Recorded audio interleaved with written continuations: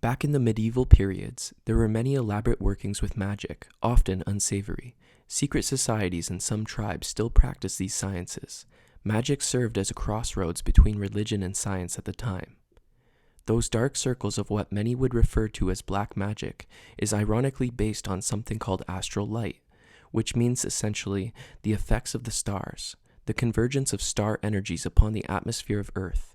We have a feeling of what they do and when they affect us, by astrology and by weather and by numerous meteorological reports. We are informed at least in part by the starry influences. Today, we have some New Age thinking that builds upon this fact in the form of moon cycles, horoscope reading, and more. The effects of these influences upon the Earth's subtle atmosphere became the basis of an elaborate structure in magical thinking. A large part of magnetic healing is a result of energies being directed either by human consciousness or by various medicinal substances that carry these energies. Therefore, the whole planet is a vast organism, a tremendous vital dynamic structure of which we in our daily living only see the outside and the surface. Beneath the surface is not simply vast buildup of rock and volcanic forces. The invisible part of the earth is a tremendous being. The ancients said that the earth is alive. The ancients also believed the individual had a field of energy around him, which could and did affect his life.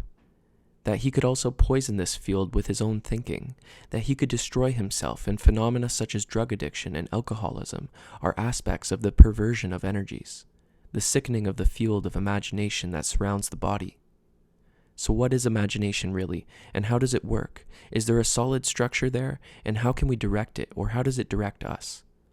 All this was part of ceremonial magic, and became involved in the Kabbalah, and more presently takes place in metaphysical psychology.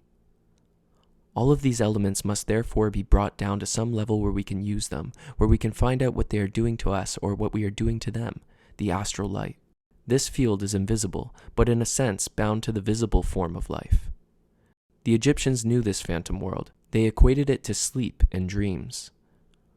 What has come out of all this in modern-day thinking is the concept of magic, the magic of accomplishing certain purposes by dramatic intensities of the will. With said magic has also come the necessity of the practice of ritual. In many ancient rituals across various cultures, the use of masks were involved.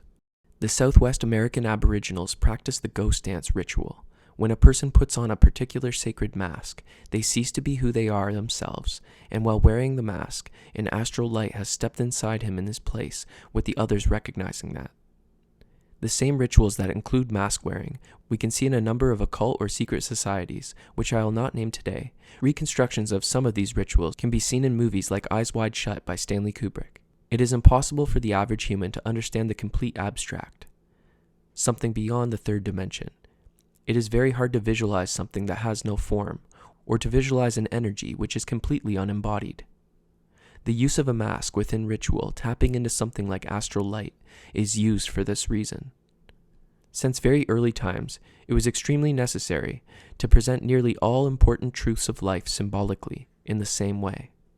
Dragons, titans, the cross, the halo. How do we visualize the formless, the unembodied? Thank you for listening.